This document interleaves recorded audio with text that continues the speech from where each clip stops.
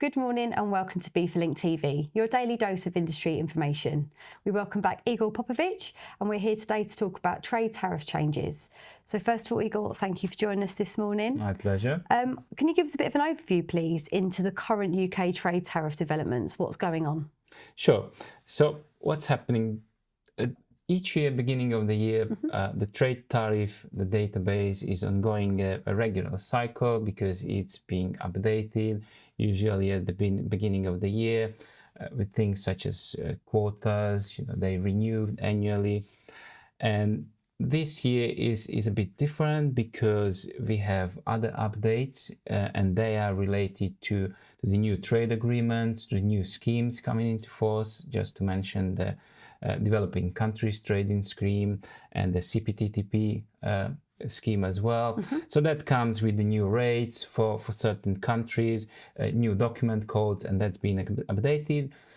And finally, we have another significant change is the removal of the 999L waiver code, which will be gone from CDS and it will be replaced by the correct Y codes applicable to certain things. So that's being updated. So that changes the whole database as well. Sure, there's lots going on. It is. So that's 2025.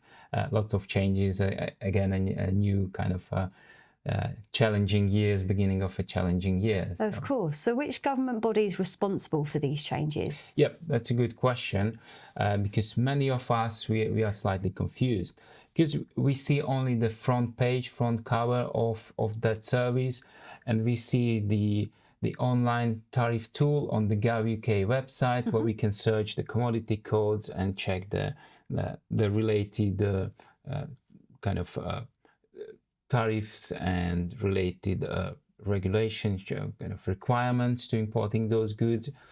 And we'll see as well the requirements via the CDS interface. So when we enter the declaration, so we enter the correct numbers, correct rates to it. However, it's more complex than we see it from first glance, because most of the tariff changes, they are defined and agreed by the Department for Business and Trade. I see.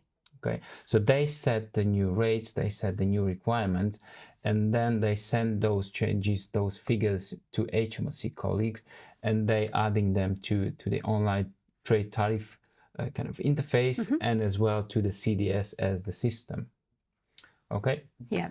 So it's obviously not just the one government body involved. There seems like absolutely. So there is a chain, and the chain starts with the DBT. Gotcha. With that department. Sure. And then the updates completed by completely different departments. Sure.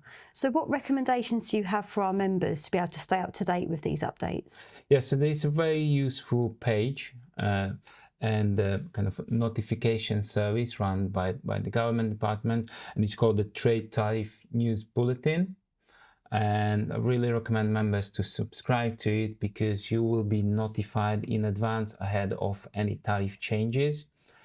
So you will know which tariff heading and what requirements will be changing. And if you have a pre-lodged CDS entry, then you will still have time to amend that pre-lodged entry. And so when the goods actually arrive to the UK, and the clearance will be triggered by the system, so that will happen according to the new to those changes, and your entry will be successfully cleared. Fantastic. Thank you very much for joining us this morning, Igor. Thank you. As Igor mentioned, the Trade Tariff News Bulletin is available on gov.uk. We'll pop a link in the description below. That's all for today's episode of Beeferlink TV, your daily dose of industry information.